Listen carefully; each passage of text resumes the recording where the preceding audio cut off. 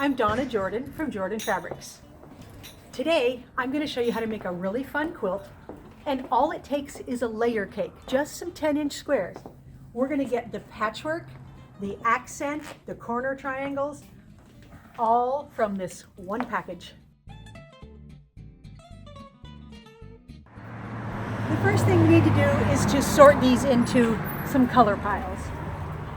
So I'm going to need some dark backgrounds and some light backgrounds for the patchwork, the body of the patchwork.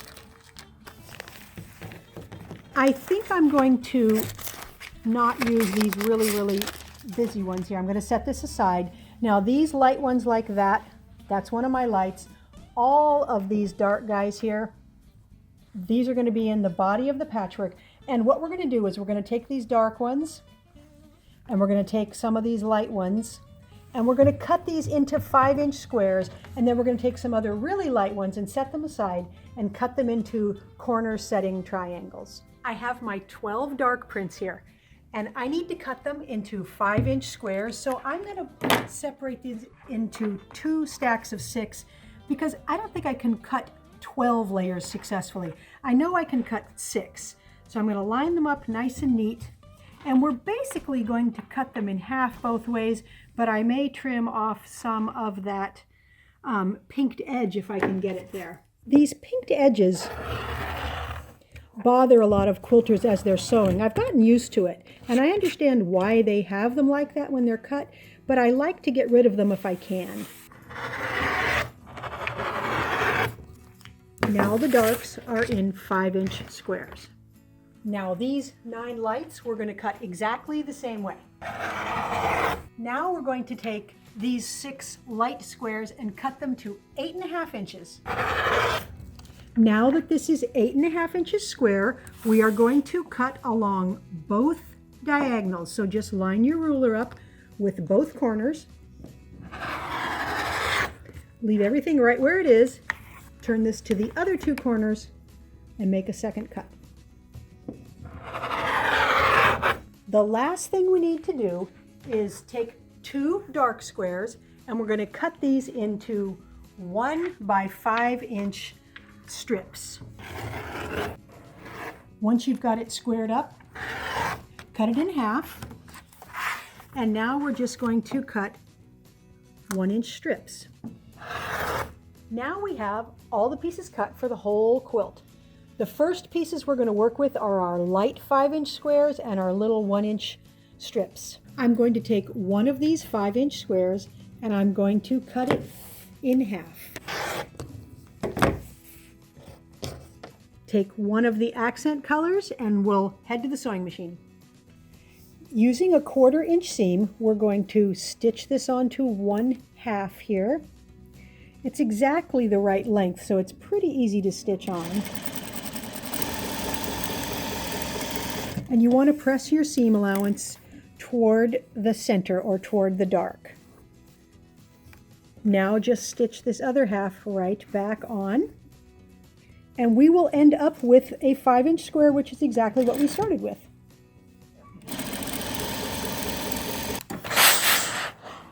That's what it looks like from the back. It looks like we didn't even do anything to it.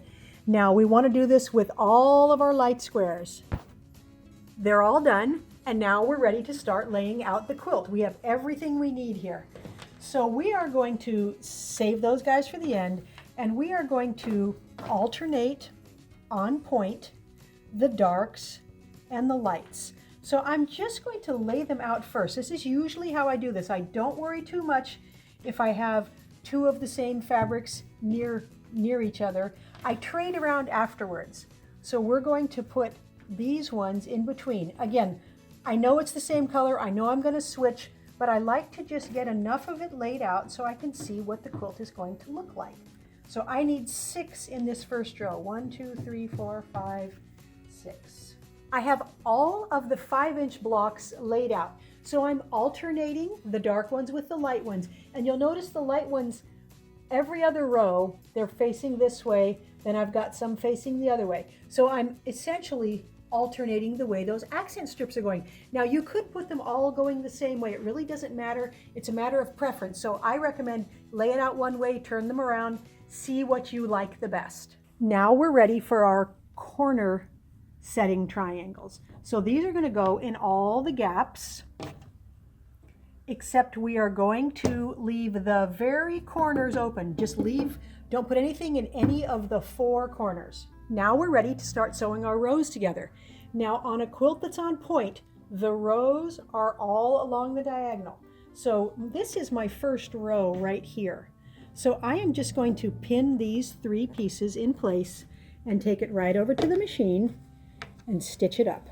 The corner setting triangles here, they're longer than we need, and that's okay. We're going to line up the top edge here, and we're just going to let any of that extra hang off there.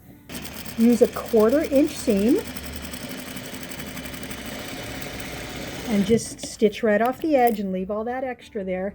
And then we'll put this guy here, match these up, and you can turn it around or you can turn it upside down, but you want to make these corners match. Now this row, we are going to want to finger press the seams all towards the dark fabric.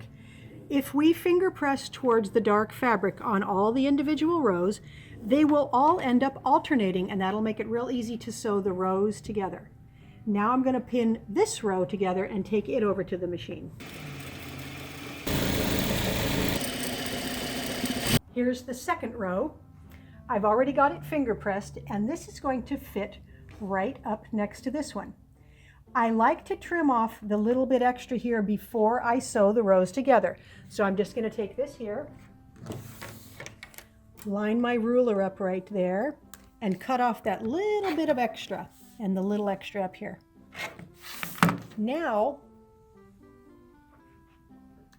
this will fit right here, and we can sew these 2 rows together. So now we'll just keep making rows and keep adding them to the quilt. I have most of the quilt top done here. All the rows are together and it's all ironed. Remember when you iron, to iron along the directions of the squares so that you don't stretch it. You don't want to iron this way and this way. The last thing we need to do here is fill in these corners. So I took one of my leftover squares, I cut it down to 7.5 inches, cut it along both diagonals, and this is going to go right in the corner. So I'm just going to stitch it on and iron it open. Now we're ready to trim this nice and straight.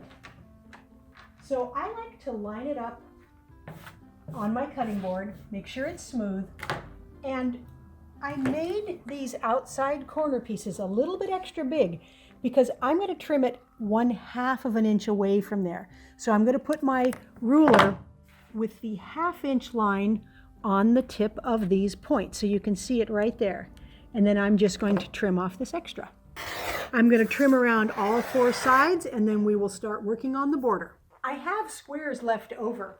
I have some of the layers. So we're going to use those in a pieced border. We're going to use up all the rest of them, so we're going to use the entire layer cake. So I think I've got a couple of dark ones here, and I'm going to cut those to 2¼ inches wide. Now we're going to take the light squares and we're going to cut them 3¼ inches wide. Now we're going to make some little strip units here.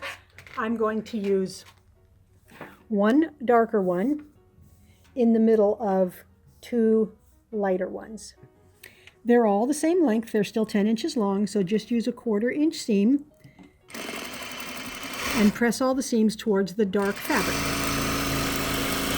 Once you have your strip units done, you want to cut these to 2¼ inches. Now I like to stack several of them up, so I'm going to offset them a little bit so the seam allowances don't all line up, but I'm going to pile these up and cut 4 layers at a time. Now I'm going to pick out 7 of these guys, and I'm going to line them up like this. It doesn't really matter what order they're in, but I am going to alternate my center square between the solid and the print. So I'm going to put 7 of these in a row, and I'm just going to stitch them like that. So the only thing I have to match is this seam right here.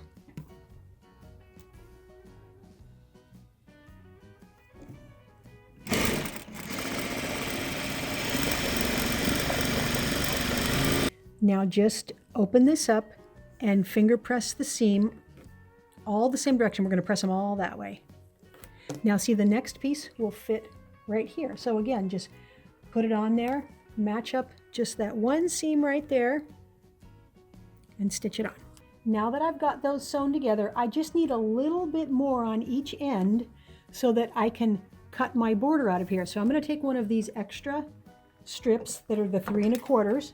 I'm going to cut it in half, and I'm just going to stitch a little bit on this end and stitch a little bit on that end. Now we're just going to trim this to size. I am going to cut this 3 1/2 inches wide. So that means I'm going to be cutting a 1/2 inch beyond the point of these squares. So the first side, I'm just going to trim this off a 1/2 inch beyond that point. Then I'm going to turn it around and I'm going to measure over 3 1/2 inches. And now all we need to do is straighten off the ends a little bit. So I'm going to line it up on my board here, and I'm going to cut it 1/2 inch again beyond that patch right there on each side. I've got the pieced borders all done here. So here's what I'm going to do for the quilt. I'm going to put a little teeny stopping border right there. Then I've got 2 short pieced ones and 2 long pieced ones. So this is going to go in the middle of this side here. I'm going to cut some more 3 1/2 inch light fabric to make this long enough. So we'll stitch this on, the pieced border on, centered, one more border all the way around, and then we'll get it onto the quilting machine. Now that the quilt is all quilted, you can really see those accents. So we're calling this pattern ribbons because these look like they're little ribbons all over it. I love this little special border, and the whole quilt used up the whole layer cake, which is what I like. I like to use all the pieces. These small borders here really framed it. We call this a stopping border, and it really stops that patchwork and makes it so you can see that little accent border really well. Quilting doesn't show very much on this because the pattern's very busy, and that's what I wanted. I wanted the quilting to recede. It's a nice oatmeal colored thread. Quilt turned out 50 by 63, just a really fun project. Thanks for watching our tutorial today on how to make the ribbons quilt. We hope you enjoyed it. Now we're going to have another giveaway. We're going to give away a kit to make a table runner. These are kits we cut here, and this is what it makes. It makes this whole table runner. All the patchwork is pre-cut, the backing is in there, and it's really easy to enter. All you need to do is subscribe to our YouTube channel and then follow the link that says giveaway, and you might be the lucky winner. We're also giving another kit away on Instagram. So if you're an Instagram user, you can enter there. You can enter both contests. Good luck.